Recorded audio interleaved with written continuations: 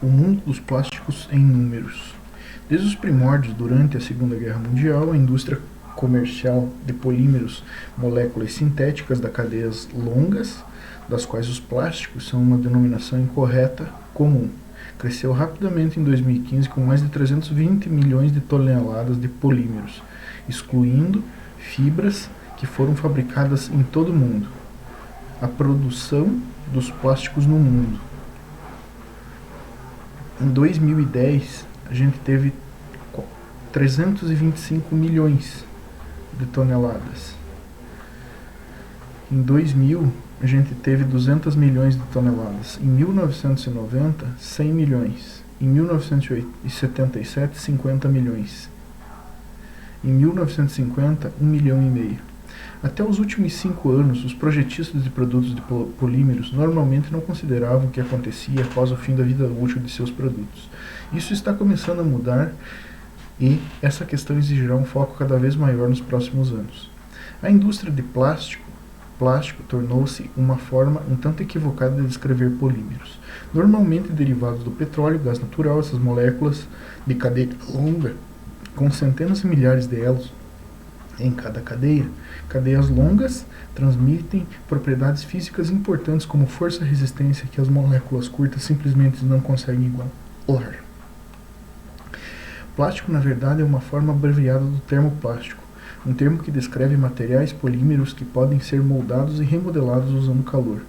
A moderna indústria de polímeros foi efetivamente criada por Wallace Carothers, na DuPont, na década de 1930. Seu trabalho meticuloso com as poliamidas levou à comercialização de nylon, uma vez que a escassez da seda durante a guerra forçou mulheres a procurar meias em outro lugar.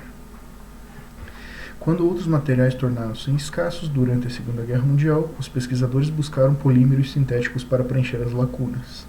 Por exemplo, o fornecimento de borracha natural para pneus de veículos foi cortado pela conquista japonesa do sudeste da Ásia, resultando em um polímero sintético equivalente.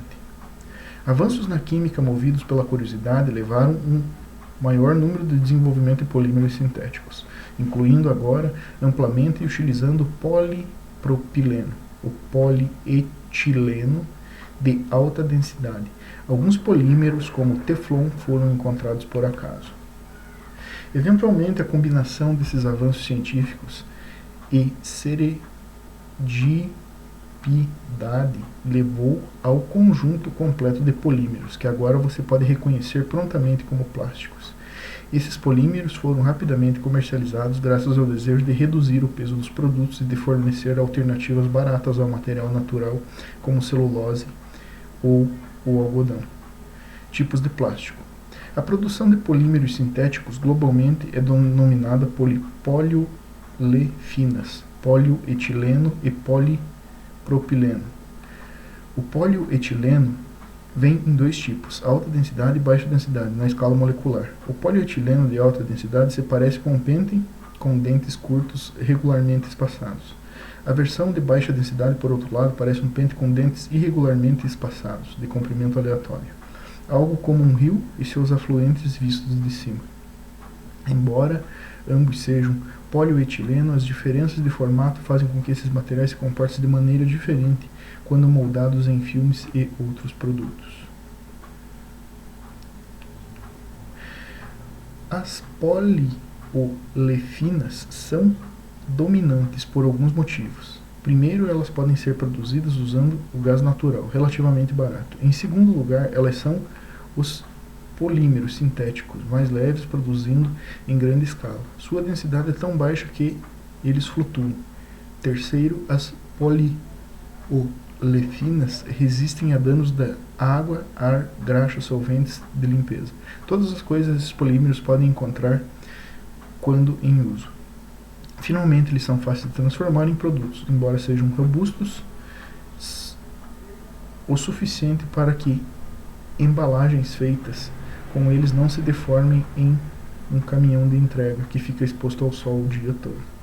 No entanto, esses materiais têm sérias desvantagens. Eles degradam dolorosamente e lentamente, o que significa que as poliolefinas sobreviverão ao meio ambiente por décadas, séculos. Enquanto isso, a ação das ondas do vento os desgastam mecanicamente, criando micropartículas que podem ser ingeridas por peixes e animais, subindo na cadeia alimentar em nossa direção.